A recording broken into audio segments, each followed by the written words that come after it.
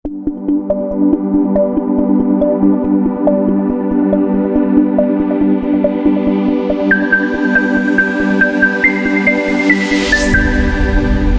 Students, pharmaceutical organic chemistry 3 इसका subject code है BP401T जो कि बेस्ड है AKTU B pharma second year semester 4 के सिलेबस पर। इसका जो है 7th लेक्चर्स मैं आप लोगों के लिए लेकर आया हूँ, जो कि यूनिट 1 स्टीरियो आइसोमेरिज्म पर बेस्ड है। इसके पहले के जो 6 लेक्चर्स हैं उनके लिंक डिस्क्रिप्शन बॉक्स में दिए गए हैं। आप वहाँ पे जा करके उस पर क्लिक करके आप जो प्रीवियस लेक्चर्स हैं उनको देख सकते हैं। अगर आप लोगों ने अभी तक चैनल को सब्सक्राइब नहीं किया है तो सब्सक्राइब करें, लाइक करें एंड शेयर करें। तो पहले हम लोग देख लेते हैं कि पिछले लेक्चर्स में अब तक हम लोगों ने क्या स्टडी किया हुआ है। जो लेक्चर 1 था उसमें हम लोगों ने सिलेबस के बारे में डिस्कस किया था, और जो आपका लेक्चर 2 है उसमें हम लोगों ने स्टडी की isomerism, stereo isomerism, optical isomerism and optical activity के बारे में हम लोगों ने स्टडी की। ऐसे ही लेक्चर 3 में हम लोगों ने पढ़ा एलिमेंट्स ऑफ साइमेट्री के बारे में and chiral and achiral molecules के बारे में हम लोगों ने स्टडी की। और साथ में जो लेक्चर 4 था उसमें हमने एनेंशियोमेरिज्म, डायस्ट्रियोमेरिज्म, मेसो कंपाउंड्स के बारे में जाना। फिर आपका जो लेक्चर 5 था उसमें हम लोगों ने स्टडी की DL system of nomenclature of optical isomers, और साथ में हम लोगों ने स्टडी की वेज डैश और फिशर प्रोजेक्शन स्ट्रक्चर्स की। और जो आपका लेक्चर 6 था उसमें हम लोगों ने सीक्वेंस रूल के बारे में स्टडी की। जो सीक्वेंस रूल है इसी को हम लोग कंटिन्यू करेंगे। एक्चुअली में जो सीक्वेंस रूल है ये आपका पार्ट है आरएस सिस्टम ऑफ नॉमेनक्लेचर का। तो आरएस सिस्टम ऑफ नॉमेनक्लेचर को डिफाइंड करने के लिए या फिर फाइंड करने के लिए हमें सीक्वेंस रूल की ज़रूरत पड़ती है। तो आज हम देखेंगे कि सीक्वेंस रूल को किस तरीके से आरएस सिस्टम ऑफ नॉमेनक्लेचर में यूटिलाइज किया जाता है और आरएस कॉन्फ़िगरेशन कैसे निकाला जाता है। जो आपका आरएस कॉन्फ़िगरेशन है this is a most important configuration, और इसके बिना जो है आपका जो ऑप्टिकल कंपाउंड है उनको स्टडी करना टिपिकल टास्क होता है। जो कोई भी आइसोमर अगर होगा तो उसका आरएस कॉन्फ़िगरेशन साथ में ज़रूर मेंशन किया जाता है। तो इसको हम पहले देख लेते हैं। जो आरएस सिस्टम है इसका दूसरा नाम है Cahn Ingold Prelog system, और सीआईपी सिस्टम भी इसको कहते हैं। तो इसके 3 नेम चलेंगे, RS system, Cahn Ingold Prelog system या फिर सीआईपी सिस्टम। और जिसका एक्चुअल नेम है वो कहलाता है एब्सोल्यूट कॉन्फ़िगरेशन। जो आरएस सिस्टम है this is represented to absolute configuration. तो क्या एक्चुअल में एब्सोल्यूट कॉन्फ़िगरेशन की अगर हम लोग डिफिनेशन की बात करें तो an absolute configuration refer to the spatial arrangement of the atoms of a chiral molecular entity और group which is obtained by X-ray crystallography, and its stereochemical description is represented by R. Rectus means right in Latin language, or S.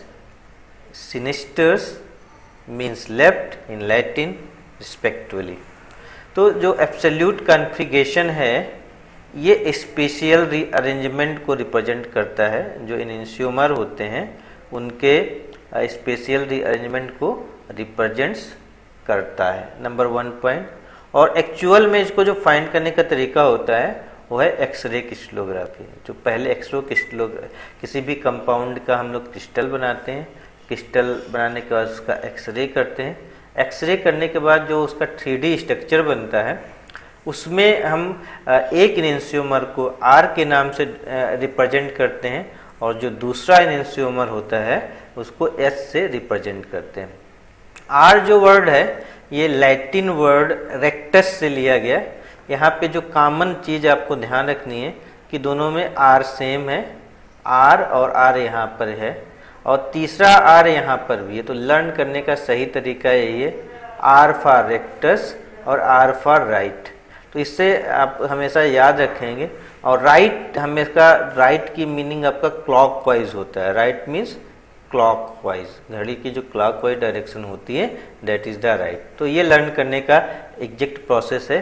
जैसे capital DL system में L आपका match कर रहा था, L for left हो रहा था, तो एल और लेफ्ट मैच कर रहा था। वहाँ पे याद करने के लिए यहाँ पे इसको याद रखने का तरीका है आर फॉर रेक्टस और आर फॉर राइट, और राइट ऑलवेज या क्लॉकवाइज डायरेक्शन।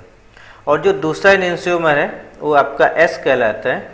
ये लैटिन वर्ड सिनिस्टर से लिया गया है, और सिनिस्टर मीन्स होता है लेफ्ट या फिर एंटी क्लॉकवाइज। तो ये दो वर्ड यूज किए जाएंगे दो एनेंशियोमर को रिप्रेजेंट करने के लिए। RS system of nomenclature was developed by Robert Sidney Kahn, Christopher Kelk-Ingold and Vladimir Prelog in 1956। जो RS सिस्टम था इसको डेवलप जो नॉमेनक्लेचर है 3 साइंटिस्ट ने मिलकर इसको दिया था। जो पहले साइंटिस्ट थे उनका जो सरनेम कान था, और जो दूसरे साइंटिस्ट थे उनका नेम इनगोल्ड, और जो थर्ड साइंटिस्ट थे इनको प्रीलॉग। ये तीनों फेमस साइंटिस्ट हैं। इन्होंने बहुत सारा काम ऑर्गेनिक केमिस्ट्री में, जनरली स्टीरियो केमिस्ट्री की रिएक्शन एक्सेट्रा के लिए किया हुआ है। तो इन्हीं के नाम के बेसिस पर जो RS सिस्टम है उसको हम लोग कान इनगोल्ड प्रीलॉग सिस्टम भी कहते हैं, या फिर इनके सरनेम का फर्स्ट वर्ड साथ में ले लें तो इसको CIP सिस्टम के नाम से हम लोग जानते हैं। So RS configuration also known as Kahn-Ingold Prelog CIP configuration, and priority order is also known as CIP sequence rule। तो लास्ट लेक्चर्स में जो हम लोगों ने सीक्वेंस रूल पढ़ा था वो भी RS सिस्टम का एब्सोल्यूट कॉन्फ़िगरेशन फाइंड करने का प्रोसेस का पार्ट है। और चूँकि इसकी डिस्कवरी भी CIP साइंटिस्ट, तीनों साइंटिस्ट ने मिलके की थी, इसलिए कि उन्हीं के नाम पर हम इसको CIP सीक्वेंस रूल भी कहते हैं। तो जनरली जब भी लॉन्ग टाइप क्वेश्चंस आपका पूछा जाएगा तो उसमें RS कॉन्फ़िगरेशन रूल के साथ में CIP सीक्वेंस रूल्स भी जरूर शामिल होगा। तो अब चलिए देख लेते हैं कि किसी भी कंपाउंड का जो RS कॉन्फ़िगरेशन है हम लोग स्ट्रक्चर देख करके कैसे पता लगा सकते हैं।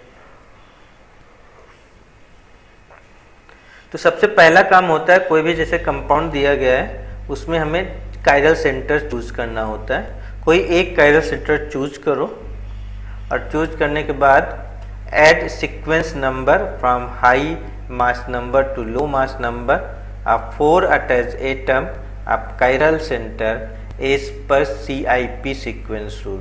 तो CIP सीक्वेंस रूल के बेसिस पे जो 4 डिफरेंट एटम जुड़े हुए हैं कायरल सेंटर से या फिर कायरल कार्बन से, उनको हाई मास नंबर से लेते हुए लो मास नंबर में प्रायोरिटी ऑर्डर सेट करना है। तो सबसे ज़्यादा मास नंबर जिसका होगा उसको प्रायोरिटी 1 देंगे, उससे कम जिसका मास नंबर होगा उसको प्रायोरिटी ऑर्डर 2 देंगे, जिसका उससे कम होगा उसको 3 देंगे, और जिसका सबसे कम मास नंबर होगा उसको प्रायोरिटी 4 दी जाती है।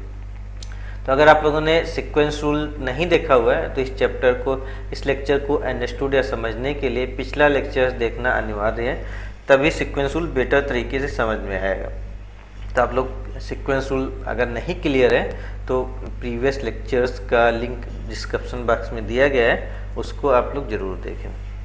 अब जो अगला काम होता है, तो आपने जो नंबरिंग कर ली उसमें आपको जो पहले 3 नंबर दिए गए हैं हायर टू लोअर की ओर 1 2 3, उसमें आपको एक एरोज बनाना, सर्कुलर एरो आपको ड्रा करना होता है।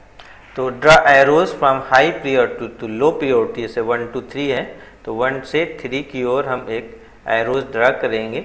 और इसमें क्या करेंगे, एक्सक्लूडिंग लोएस्ट प्रायोरिटी, जो सबसे कम प्रायोरिटी वाला एटम्स है जैसे 4th नंबर वाले प्रायोरिटी, उसको इसमें काउंट नहीं किया जाता। ये ध्यान रखिएगा कि एक्सक्लूडिंग लोएस्ट प्रायोरिटी, केवल 3 एटम के बीच में हमें सर्कुलर एरो ड्रा करना है। फिर उसमें हम लोग R और S असाइनमेंट करेंगे। तो R और S असाइनमेंट करने के लिए कुछ स्पेशल रूल्स हैं, 4 रूल्स मैं यहाँ पे मेनली आपको बताऊंगा, तो उनको देखना है। नाउ डिसाइड द R और S configuration with following CIP rules. तो सबसे पहले जो real scan Ingold Prelog system का जो रूल था आरएस सिस्टम के लिए, वो वेज और डैश 3D स्ट्रक्चर पर दिया गया था और फिर उसको मॉडिफाई करके दूसरे स्ट्रक्चर्स पे भी अप्लाई किया था। तो इनका कहना था कि हमें क्या करना है, जो लोएस्ट प्योरिटी है उसकी अपोजिट डायरेक्शन से हमें तीनों एटम को देखना है, तब हमें आपको एरो बनाना है।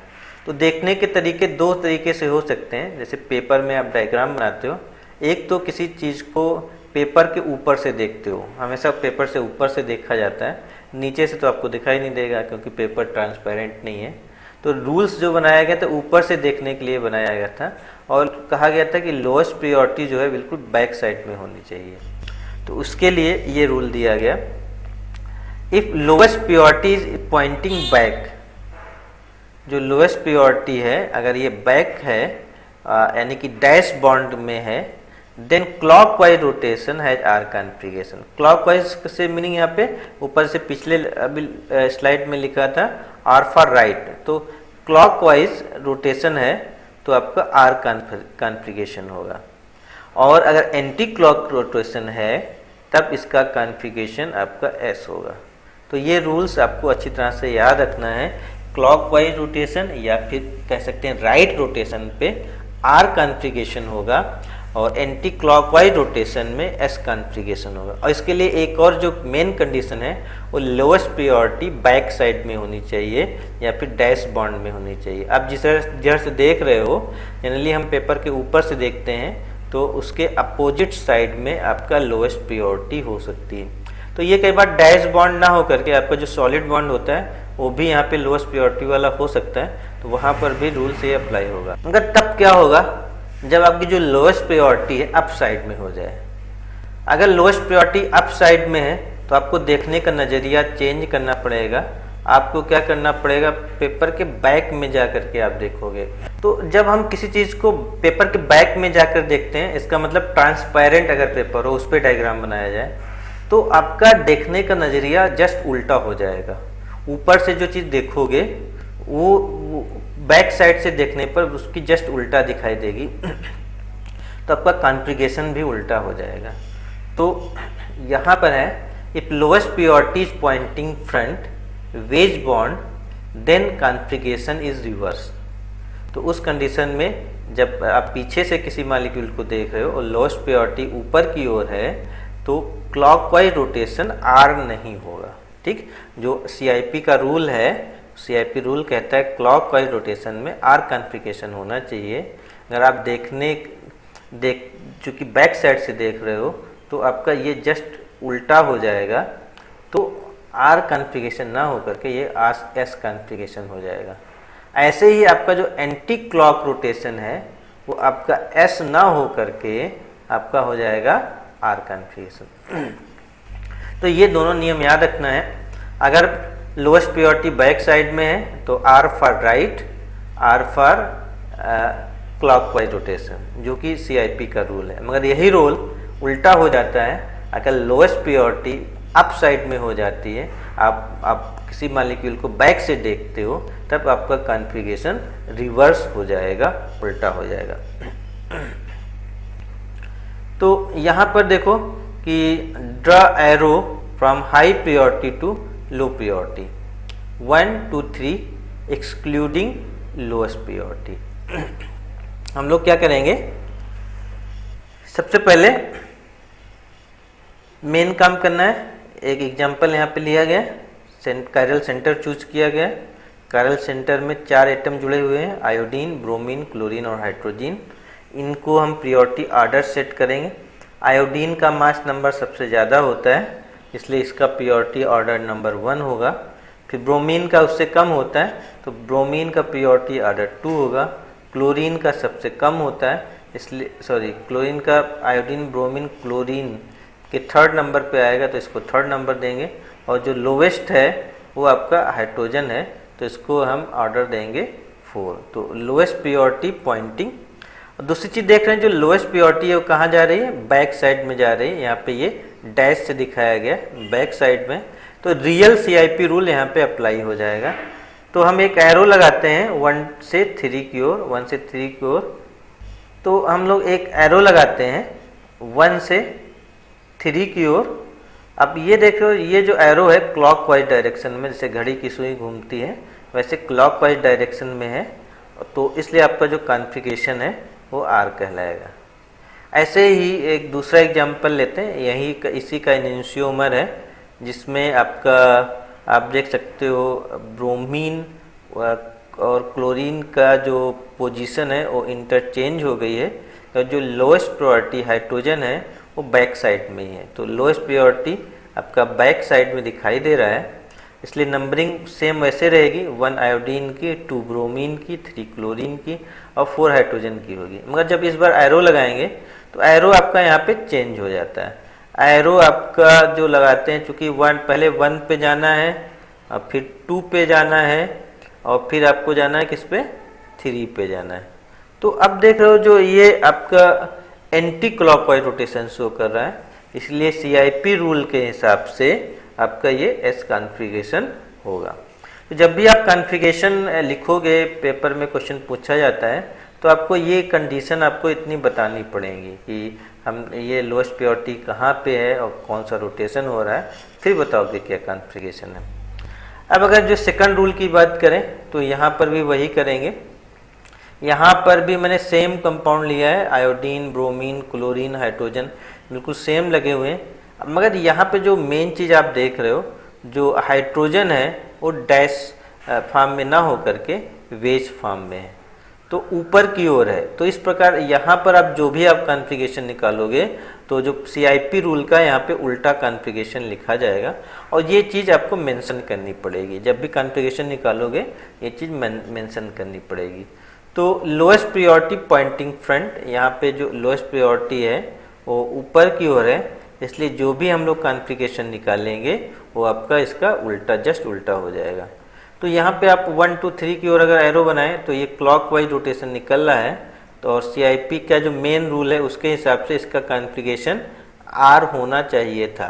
पर चूँकि आप जो देखने का तरीका है यहाँ पे आपका बैक साइड से है, इसलिए इसको हम रिवर्स करके लिखेंगे, ये S कॉन्फ़िगरेशन कहलाएगा।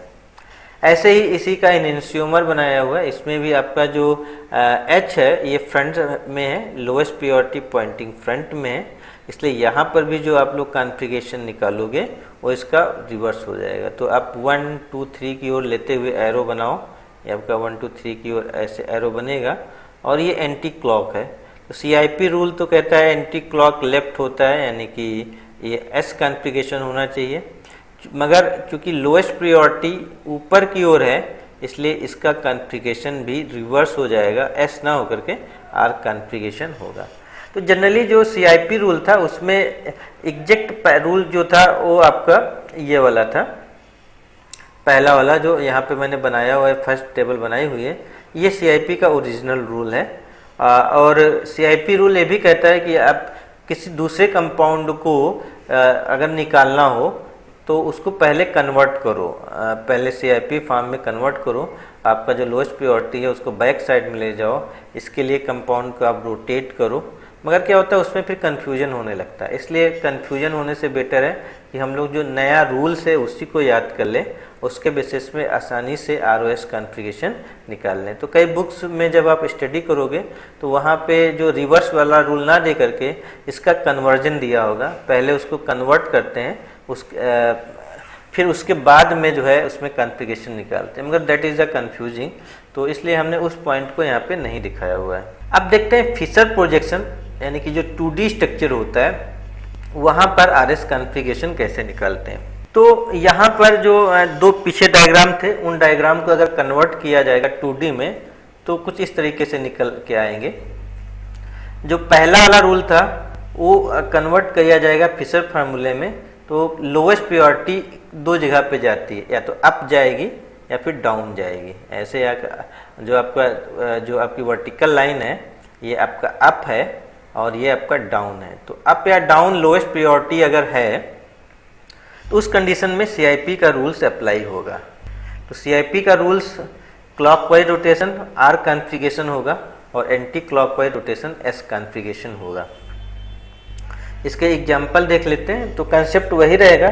तो यहाँ पे देखो एनिलीन का स्ट्रक्चर मैंने लिया हुआ है, एक अमीनो एसिड है ये, जिसमें NH2 को सबसे पहले हम लोग नंबर 1 प्रियोरिटी देंगे क्योंकि इसमें नाइट्रोजन जुड़ा हुआ है। फिर COOH और CH3 को कंपेयर करें तो COOH को सेकंड प्रियोरिटी दी जाएगी क्योंकि यहाँ पे जो कार्बन है ऑक्सीजन के साथ में जुड़ा हुआ है। फिर जो मिथाइल ग्रुप CH3 है इसको थर्ड प्रियोरिटी और सबसे लोएस्ट प्रियोरिटी देंगे हाइड्रोजन को। तब ऊपर वाले रूल के हिसाब से देखा जाए, जो CIP रूल ही है, तो CIP रूल के हिसाब से जो लोएस्ट प्रियोरिटी है ये अप साइड में दिखाई दे रही है। जो लोएस्ट प्रियोरिटी है ऊपर की ओर है और रोटेशन जो हो रहा है 1 2 3 की ओर करने पर ये क्लॉकवाइज रोटेशन हो रहा है। तो ये आपका R कॉन्फ़िगरेशन कहलाएगा।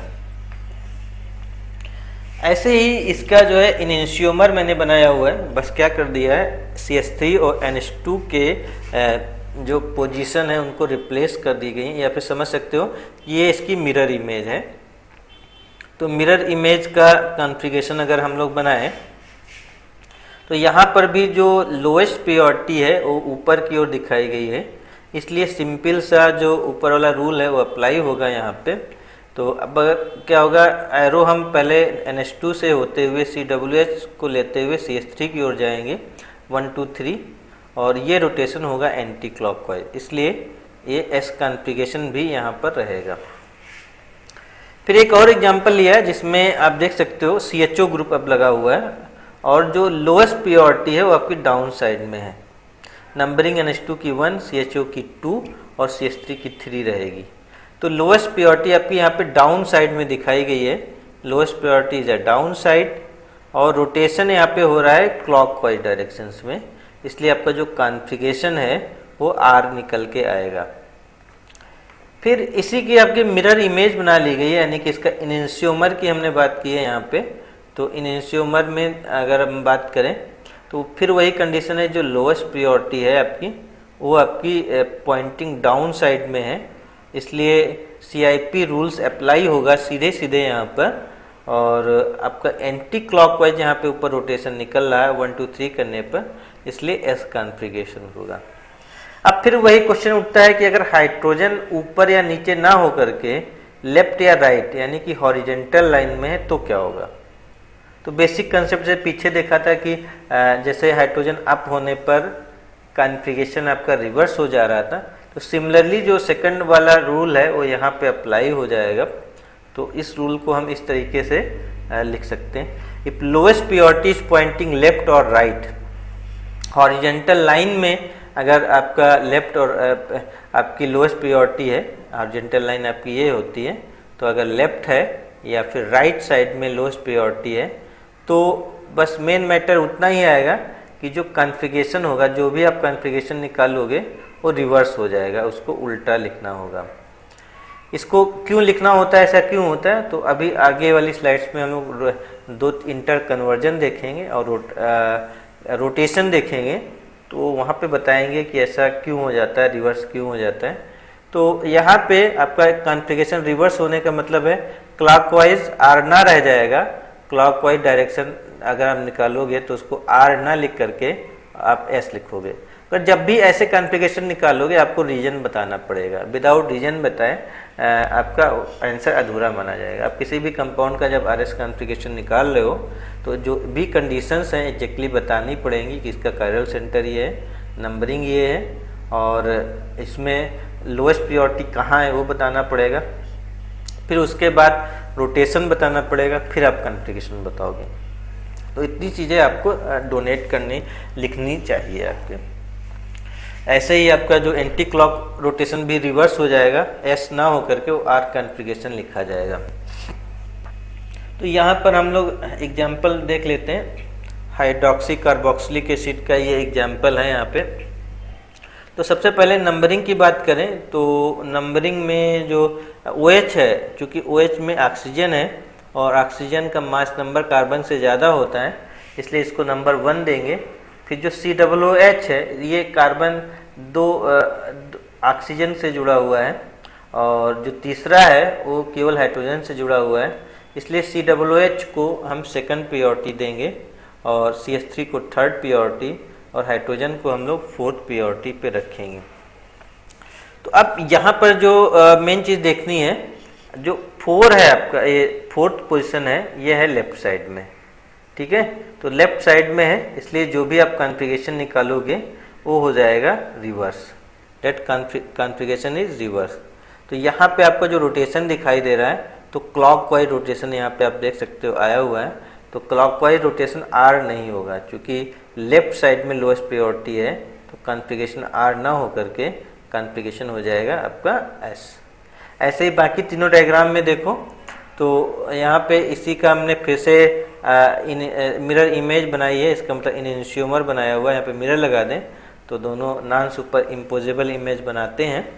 तो यहाँ पर भी जब आपकी जो लोएस्ट प्रायोरिटी है, अब ये राइट साइड में आ गई है, जो लोएस्ट प्रायोरिटी है it is in the right side, और जो आपका एरो बनेगा 1 2 3 होते हुए कुछ इस तरीके से आपका एरो बनेगा। तो ये एरो जो है एंटी क्लॉक है, तो एंटी क्लॉक में फिर CIP रूल का रिवर्स रूल लगेगा, आपका SIP ये एस ना हो करके इसका कॉन्फ़िगरेशन आपका आर कहलाएगा।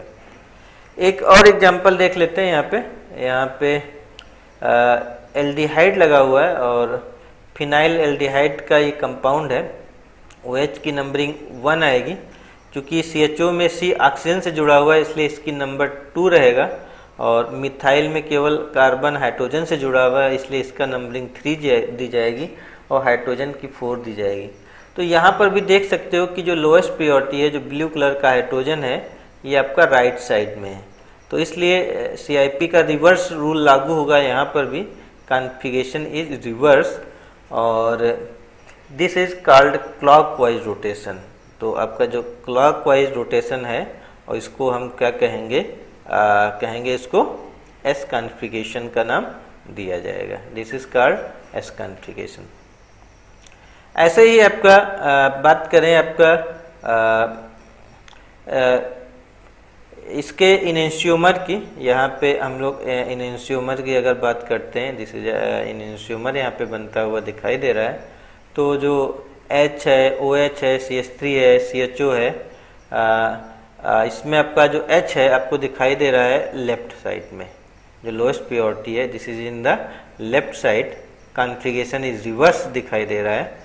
तो यहाँ पर एंटी क्लॉकवाइज रोटेशन आपका जो है आर कॉन्फ़िगरेशन कहलाएगा।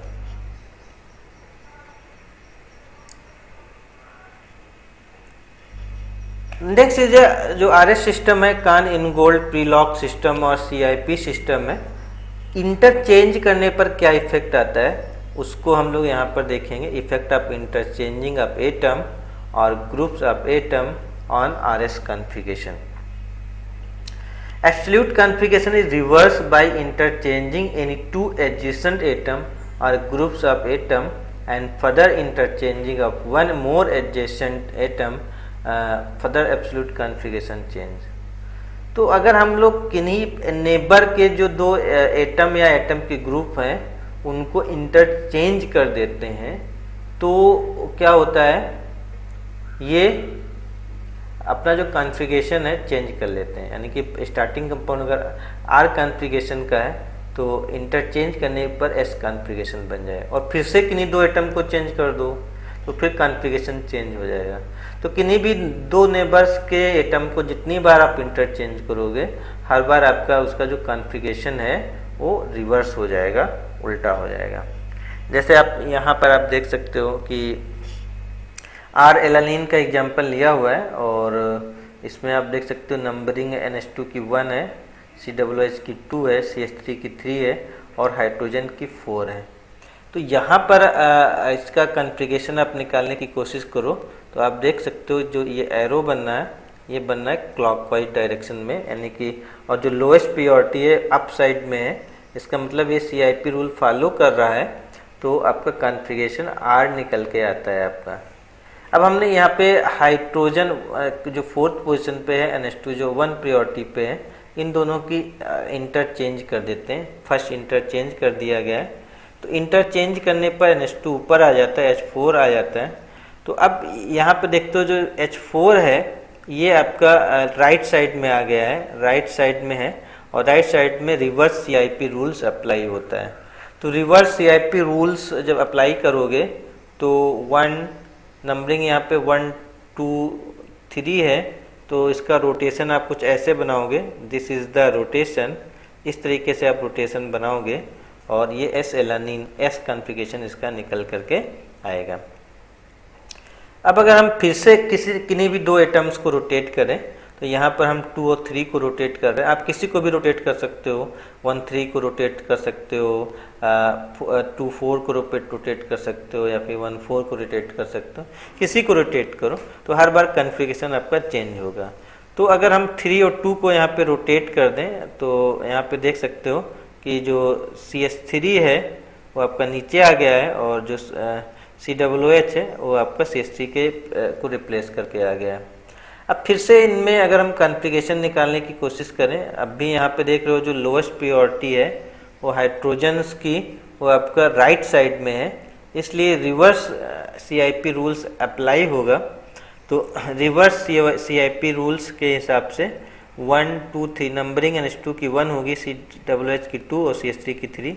तो अब ये रोटेशन लागू हो रहा है एंटी क्लॉकवाइज, और एंटी क्लॉकवाइज में आपका S कॉन्फ़िगरेशन होना चाहिए था, तो S ना हो करके ये रिवर्स रूल्स के हिसाब से R कॉन्फ़िगरेशन निकलेगा। तो आप देख रहे हो एक इंटरचेंज करने पर R से S हो गया और दोबारा इंटरचेंज करने पर फिर R हो गया। अगर फिर से अब किसी एटम का इसमें इंटरचेंज कर दिया जाए, पास के नेबर के 2 एटम्स को इंटरचेंज करने पर कॉन्फ़िगरेशन रिवर्स हो जाता है।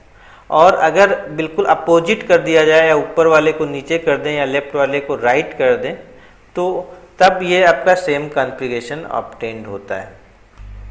तो ये चीज़ आप लोगों को ध्यान देने की बात है कि इंटरचेंज करने पर किस तरीके से कॉन्फ़िगरेशन चेंज होता है।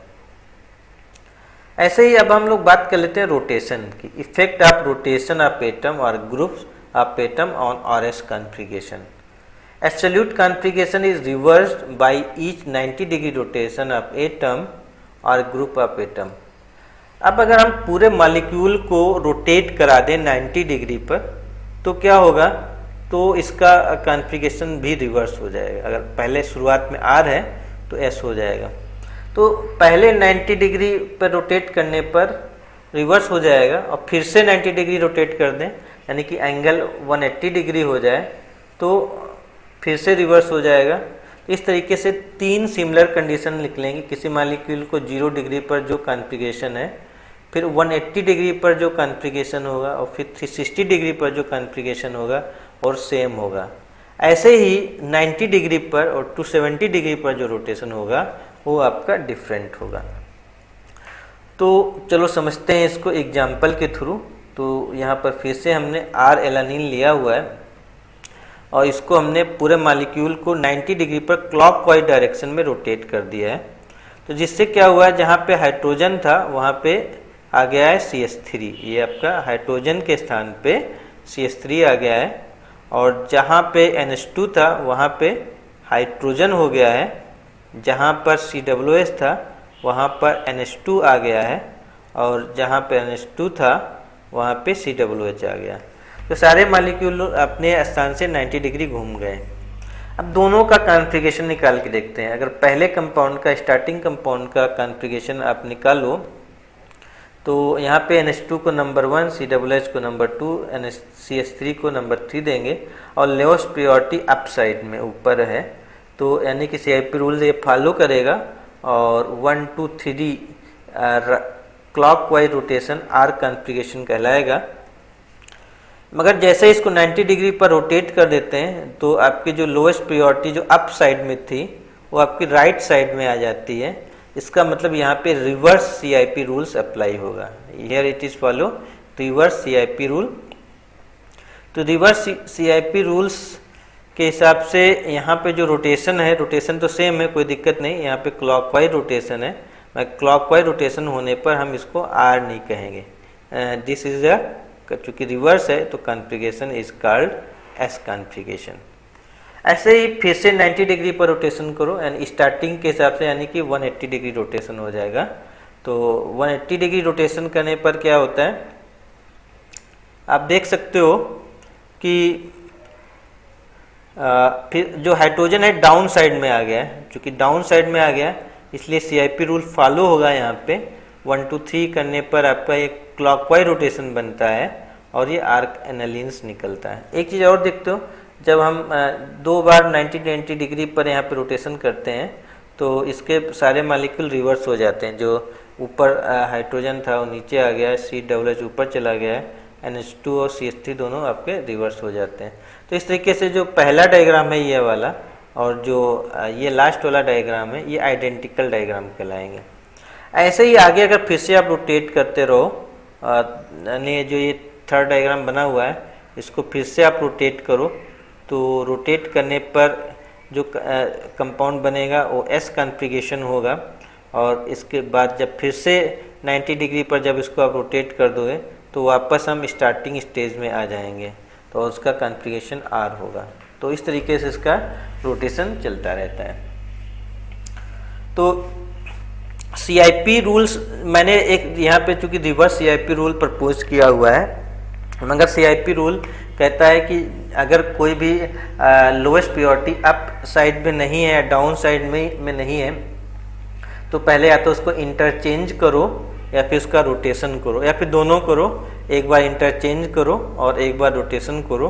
अगर किसी भी तरह से लोएस्ट प्योरिटी अप साइड में लेकर आइए, फिर उसका R और S कॉन्फ़िगरेशन निकालिए।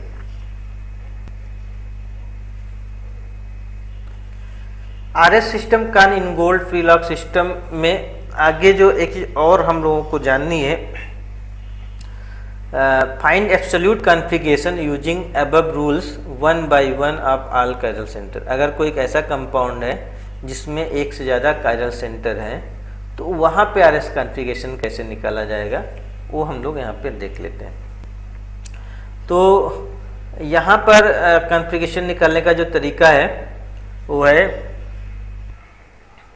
एक कायरल सेंटर को पहले आपको देखना है। जैसे यहाँ पे मैंने स्टार वाले कायरल सेंटर को यहाँ पे लिया हुआ है और ये आप देख सकते हो कि 1 2 और ये 3, ये पोजीशन 3 पोजीशन यहाँ पे कहलाएगी।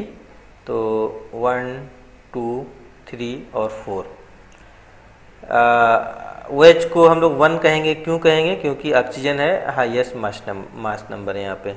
और उसके बाद जो ये आपका रेड वाला थर्ड दिया गया है, this is called second position.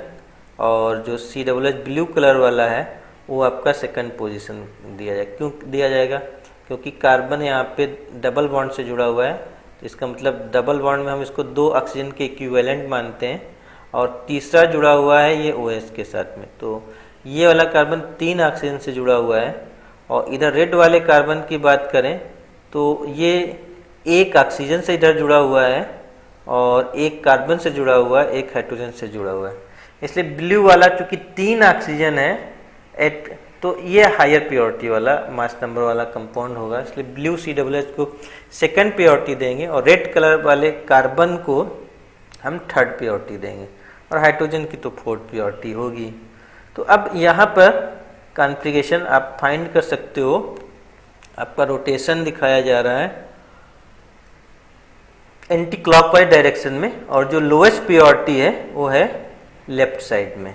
तो रिवर्स रूल्स अप्लाई होगा, रिवर्स CIP रूल यहाँ पर हम लोग अप्लाई करेंगे, जिसकी वजह से ये S कॉन्फ़िगरेशन ना हो करके R कॉन्फ़िगरेशन यहाँ पर ये कहलाएगा। ठीक है। अब ऐसे ही आप सेकंड वाले कायरल सेंटर को देखें, जो नीचे है आपका, जो नीचे वाला कायरल सेंटर है, इसको अगर आप लोग ध्यान से देखो तो नंबर 1 आपको दिया जाएगा ऑक्सीजन को और यहाँ पर भी नंबर 2 देंगे COOH को और जो थर्ड प्योरिटी है वो आपका ऊपर वाला जो स्टार वाला कार्बन है उसको दी जाएगी और जो फोर्थ प्योरिटी है वो हाइड्रोजन को यहाँ पर दी जाएगी। तो यहाँ पे जो लोएस्ट प्योरिटी है वो आपको राइट साइड में दिखाई दे रही है, इसलिए रिवर्स CIP रूल्स अप्लाई होगा। और यहाँ पर जो रोटेशन आपको दिखाई देगा 1 2 3 करोगे तो आपको रोटेशन दिखाई दे रहा है एंटी क्लॉकवाइज। एंटी क्लॉकवाइज में आपका S कॉन्फ़िगरेशन होना चाहिए, मगर चूँकि रिवर्स रूल अप्लाई हो रहा है इसलिए इसका भी कॉन्फ़िगरेशन R होगा। तो यहाँ पे जो टार्ट्रिक एसिड के दोनों एग्जाम्पल दिखाई दे रहे हैं वो आपके RR कॉन्फ़िगरेशन को रिप्रेजेंट करते हैं। और इसको जो लिखने का तरीका वो भी जान लो। अगर मॉलिक्यूल की नंबरिंग की जाए तो 1 और ये 2 और ये 3 है, तो इस कंपाउंड को 2R 3R टार्ट्रिक एसिड लिखा जाएगा। तो इनेंशियोमर में एक जरा जब इनेंशियोमर बनाते हो और उनके जब नाम लिखते हो तो उनकी जो एब्सोल्यूट कॉन्फ़िगरेशन है वो भी लिखी जाती है। तो 2R 3R टार्ट्रिक एसिड ये कंपाउंड कहलाएगा। ऐसे हम लोग अगर डेक्सट्रोज यानी ग्लूकोज की बात करें, डी ग्लूकोज की बात करें, तो यहाँ पर दो चीज़ें फाइंड करनी है। वो एक कैपिटल डी कैपिटल एल पढ़ा था, तो आप यहाँ पे देख सकते हो OH आपका चूँकि राइट साइड में है इसलिए आपका ये डी फॉर्म है इसकी, तो डी ग्लूकोज है। और डी ग्लूकोज का अगर एब्सोल्यूट कॉन्फ़िगरेशन हम निकालने की कोशिश करें तो इसमें कुल कितने कायरल सेंटर हैं? 1 2 3 4। ग्लूकोज में कुल 4 कायरल सेंटर होते हैं और उनका सबका अलग अलग तरीके से आपको कॉन्फ़िगरेशन निकालना पड़ेगा। तो इसमें जो स्टार लगा हुआ है इसका कॉन्फ़िगरेशन हम लोग निकाल के देखते हैं। स्टार वाले पर देखो एक OH ग्रुप लगा हुआ है, नंबरिंग 1 आएगी। फिर ब्लू कलर का जो ऊपर कार्बन है उसको हम सेकंड नंबर देंगे। क्यों देंगे? क्योंकि ये जो है एक तरफ ऑक्सीजन से जुड़ा हुआ है, दूसरी तरफ कार्बन से जुड़ा हुआ है और तीसरी तरफ हाइड्रोजन से जुड़ा हुआ है। तो अब फिर इधर देखें थर्ड कार्बन को, यहाँ पे जो थर्ड कार्बन है इसको देखो तो ये भी ऑक्सीजन से जुड़ा हुआ है, हाइड्रोजन से जुड़ा हुआ है, अब फिर कार्बन से जुड़ा हुआ है। अब तो डाउटफुल हो गया। अब क्या करें? तीनों चीज़ें सेम हो गई यहाँ पे दोनों तरफ। ऑक्सीजन सेम है, blue OH red OH, blue hydrogen और रेड हाइड्रोजन दोनों तरफ सेम है। ऐसे ऊपर वाला जो कार्बन है ब्लू वाला और जो कार्बन वो भी सेम है। तो अब क्या होगा? इसके अगले वाले पोजीशन को हम लोग देखेंगे कि वहाँ पर क्या आ रहा है। तो यहाँ पर जो CHO है वो हाइड्रोजन से जुड़ा हुआ दिखाई दे रहा है और 2 ऑक्सीजन से, डबल बॉन्ड को 2 ऑक्सीजन के इक्विवेलेंट मानते हैं तो 2 ऑक्सीजन से जुड़ा हुआ मान लेंगे। तो जो ये वाला जो कार्बन है जब आगे कंपेयर करोगे यहाँ पे ये 2 ऑक्सीजन से ना जुड़ करके एक ही ऑक्सीजन से जुड़ा हुआ है और 2 हाइड्रोजन से जुड़ा हुआ है, इसलिए जो ऊपर वाला ब्लू वाला है इसको सेकंड प्रायोरिटी दी जाएगी और आपका रेड वाले को थर्ड प्रायोरिटी दी जाएगी। तो ये प्रायोरिटी ऑर्डर इम्पोर्टेंस था यहाँ पे जो बताया, इसको 2-3 बार रिपीट करके देखें जिससे अच्छी तरह से समझ में आ जाए। अब नंबरिंग हो गई तो अब आसान हो गया। जो प्रायोरिटी लोएस्ट प्रायोरिटी है वो आपका दिखाई दे रही है यहाँ पे राइट साइड में, तो इसका मतलब रिवर्स CIP रूल यहाँ पे अप्लाई करना पड़ेगा। तो रिवर्स CIP रूल जब अप्लाई करोगे तो रोटेशन आपको दिखाई दे रहा है यहाँ पे क्लॉकवाइज डायरेक्शन में, तो नियमानुसार तो R कॉन्फ़िगरेशन होना चाहिए था। इसका R कॉन्फ़िगरेशन ना लिख करके रिवर्स लिखेंगे, इसका मतलब S कॉन्फ़िगरेशन होगा इस पोजीशन का। तो ऐसे ही बाकी जो सेंटर हैं उनका भी कॉन्फ़िगरेशन हम लोग निकाल सकते हैं। तो और इसका जब नाम लिखा जाएगा तो नेम लिखते समय क्या होगा? सबकी पोजीशन के साथ में कॉन्फ़िगरेशन बताए जाएंगे। तो ग्लूकोज में नंबरिंग अगर इसकी करो तो 1 2 और ये 3 और ये 4 और ये 5 और दिस इज 6। तो 1 2 3 4 5 6 पोजीशन निकलती हैं, जिसकी 2 पोजीशन पे R है तो 2R लिखेंगे, कामा लगाएंगे, 3S लिखेंगे, फिर कामा लगाएंगे, 4R लिखेंगे और फिर कामा लगाएंगे, 5R लिखेंगे और फिर उसके बाद में लास्ट में लिखेंगे ग्लूकोज। तो ये लिखने का इसका तरीका रहता है। 2R 3S 4R 5R configuration होता है ग्लूकोज में। ऐसे ही फ्रक्टोज की अगर हम लोग बात करें तो फ्रक्टोज में 3 ही कायरल सेंटर होते हैं जो थर्ड पोजीशन, फोर्थ पोजीशन और फिफ्थ पोजीशन पे होते हैं। तो हम जो थर्ड पोजीशन है वहाँ पर हम लोग कायरल निकालने की कोशिश करते हैं। तो OH नंबर 1 आएगा और जो कीटोनिक ग्रुप है इसको नंबर 2 देंगे क्योंकि ये 2 ऑक्सीजन से जुड़ा हुआ है, और जो रेड वाला कार्बन सेंटर इसको 3 नंबरिंग देंगे। फिर भी रिवर्स CIP रूल यहाँ पर भी अप्लाई होगा क्योंकि हाइड्रोजन आपको दिखाई दे रहा है कहाँ पे? राइट साइड में। ओके, तो रोटेशन करने पर ये क्लॉकवाइज रोटेशन आपको दिखाई दे रहा है। 1 से 3 की ओर जब जाते हैं तो आपको ये दिखाई देता है क्लॉकवाइज रोटेशन। और क्लॉकवाइज रोटेशन होने पर CIP रूल के हिसाब से आर कॉन्फ़िगरेशन होना चाहिए, मगर चूंकि हाइड्रोजन लेफ्ट साइड में है तो इसका कॉन्फ़िगरेशन रिवर्स हो जाएगा। This is called S configuration. तो जब भी आप रिवर्स कॉन्फ़िगरेशन कोई बताओगे तो नीचे आपको लिखना भी है क्यों ये एस है, तो आपको कंडीशन बतानी पड़ेगी। चूंकि lowest purity left and right side में है इसलिए रिवर्स CIP रूल्स अप्लाई होगा और क्लॉकवाइज रोटेशन होने पर ये इसका कॉन्फ़िगरेशन उल्टा एस लिखा जाएगा इंस्टेड ऑफ आर। तो ये चीज़ आपको मेंशन करनी पड़ेगी। तो इस तरीके से हम किसी कंपाउंड का RS कॉन्फ़िगरेशन हम लोग निकाल सकते हैं।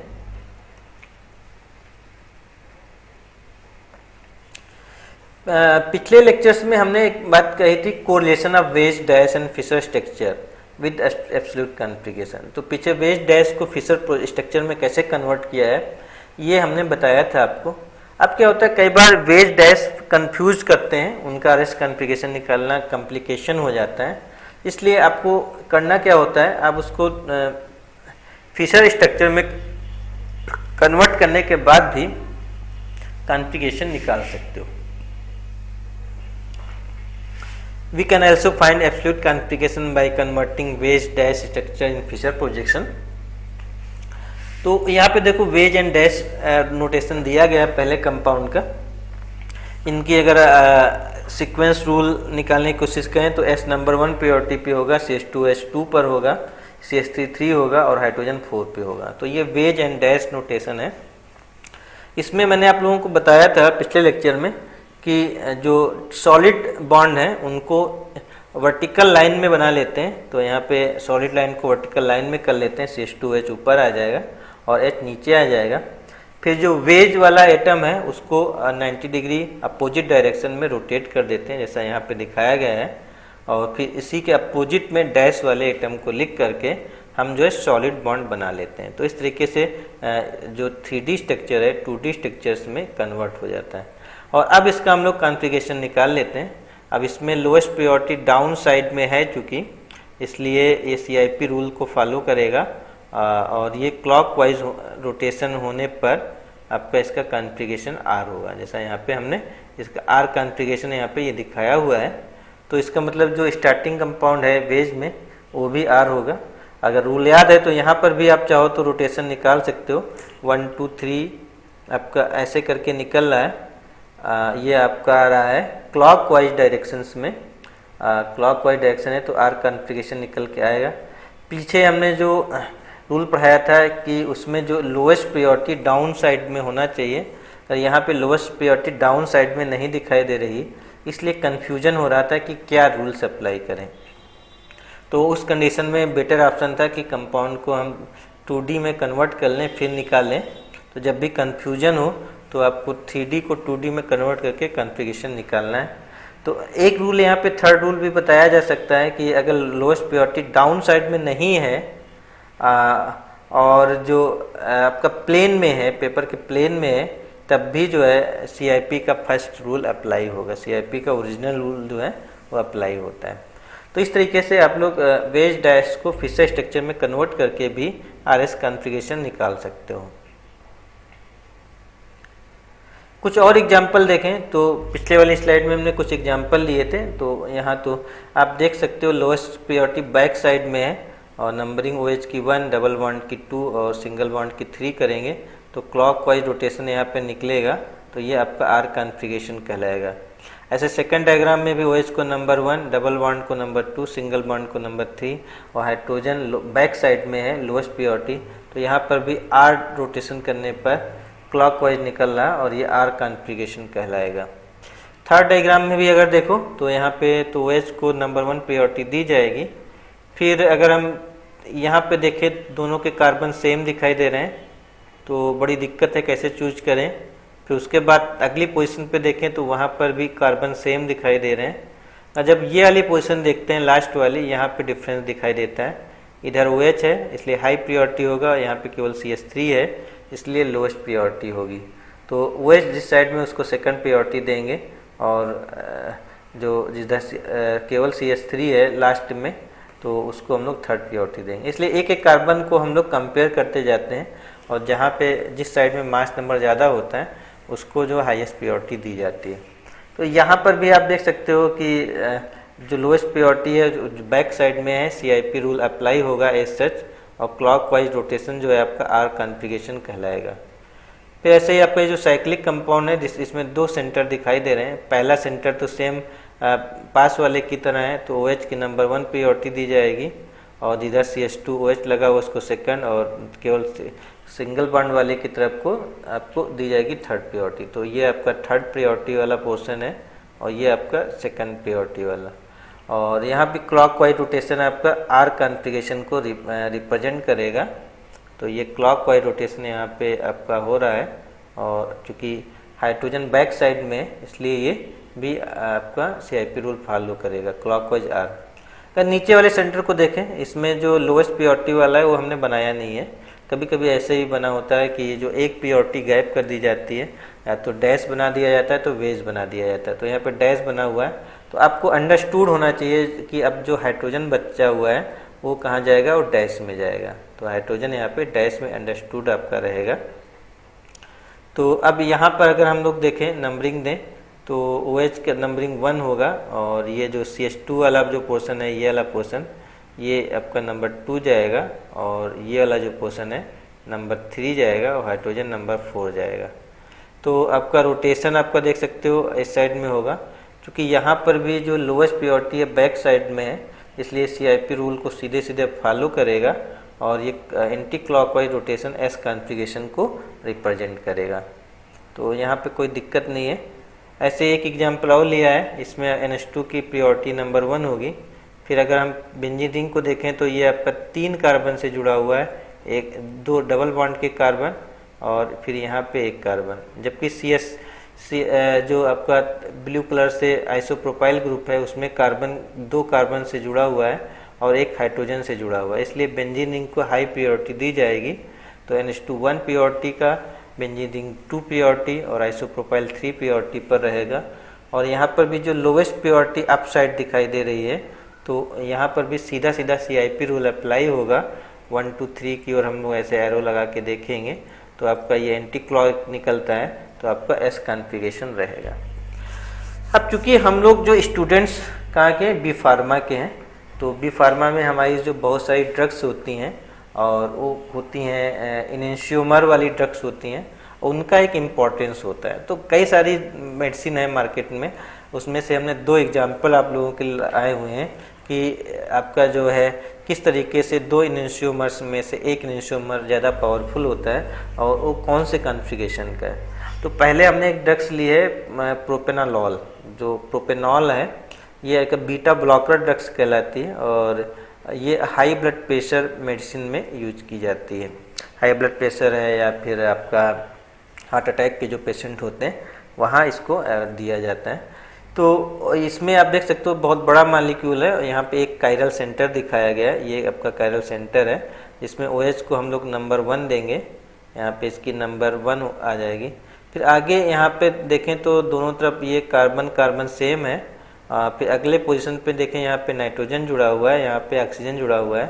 तो ऑक्सीजन आपकी हायर प्रियोरिटी होगी, तो ऑक्सीजन का मास नंबर ज़्यादा होता है, तो हम लोग ऑक्सीजन को नंबर 2 प्रियोरिटी देंगे और NH3 को नंबर 3 प्रियोरिटी दी जाएगी। और हाइड्रोजन चूँकि अप साइड में है तो यहाँ पे रिवर्स CIP रूल अप्लाई होगा। तो रोटेशन आप देख सकते हो यहाँ पे 1 2 3 डायरेक्शन में क्लॉकवाइज डायरेक्शन में है, तो आर कॉन्फ़िगरेशन ना हो करके रिवर्स CIP रूल अप्लाई होगा और ये आपका एस कॉन्फ़िगरेशन कहलाएगा। तो एस प्रोपेनॉल है और साथ में इसका जो ऑप्टिकल रोटेशन है वो भी हमने यहाँ पे मेंशन कर रखा है। तो इसका जो एस आइसोमर है और लियो रोटेटरी होता है, जिसको आप स्मॉल l या माइनस से रिप्रेजेंट करते हो। तो एस माइनस प्रोपेनॉल ड्रग्स है जो बीटा ब्लॉकर का काम करती है। मगर इसका दूसरा आइसोमर लिया जाए, आर आइसोमर की बात करें, यहाँ पे आर आइसोमर बनाया हुआ है जिसमें आप देख सकते हो OH बैक साइड में हो गया है, OH अप साइड में हो गया है। नंबरिंग 1 2 3 जब इसे करोगे यहाँ पे 1 2 3 तो ये आपका CIP रूल को फॉलो करेगा और इसका आर कॉन्फ़िगरेशन निकल के आएगा। और इसका जो आर का ऑप्टिकल रोटेशन है और डेक्स्ट्रो रोटेटरी प्लस पाया गया है, मगर ये ड्रग्स की तरह काम नहीं करता। जो प्रोपेनॉल आर प्लस है ये इनएक्टिव है, ये बीटा ब्लॉकर की तरह काम नहीं करता, तो केवल एस प्रोपेनॉल ड्रग्स की तरह काम करता है। तो इस प्रकार देख सकते हो कि जो एनेंशियोमर्स हैं उनका कॉन्फ़िगरेशन कितने इम्पोर्टेंस है, ये याद रखने के लिए कि कौन सा एनेंशियोमर इम्पोर्टेंट है और कौन सा हमारे लिए इम्पोर्टेंट नहीं है। ऐसे ही इबुप्रोफेन ड्रग्स होती है, इबुप्रोफेन ड्रग्स पेन किलर का काम करती है। तो इसमें देखो कायरल सेंटर दिखाया गया, एक CH3 है, H है, COOH है, और फिर है आपके यहाँ पे एक बेंजीन रिंग के से जुड़ी हुई आइसोब्यूटाइल रिंग। तो यहाँ पे COOH को आप लोग नंबर 1 दोगे, आपका फिर बेंजीन नंबर 2 रहेगी और CH3 नंबर 3 रहेगा। तो यहाँ पर चूंकि जो लोएस्ट प्योरिटी है वो आपकी अप साइड में दिखाई गई है, तो रिवर्स CIP रूल्स यहाँ पे लागू होगा। 1 2 3 आपका क्लॉकवाइज रोटेशन है, तो R कॉन्फ़िगरेशन ना लेकर के इसका हम लोग S कॉन्फ़िगरेशन लेंगे, तो दैट इज एस कॉन्फ़िगरेशन लिया जाएगा। तो S कॉन्फ़िगरेशन है, इसका जो रोटेशन होता है, ऑप्टिकल रोटेशन है, वो माइनस का होता है। तो जो इबुप्रोफेन जो माइनस रोटेशन वाली है इसका कॉन्फ़िगरेशन S है। ये पेन किलर की तरह काम करता है और ये मोर एक्टिव होता है, तो ज़्यादा एफिशिएंसी वाली ड्रग्स होती है। मगर इसके जो दूसरा इनेंशियोमर है उसकी बात करें, R आइसोमर की, जो डेक्स्ट्रो रोटेटरी होता है,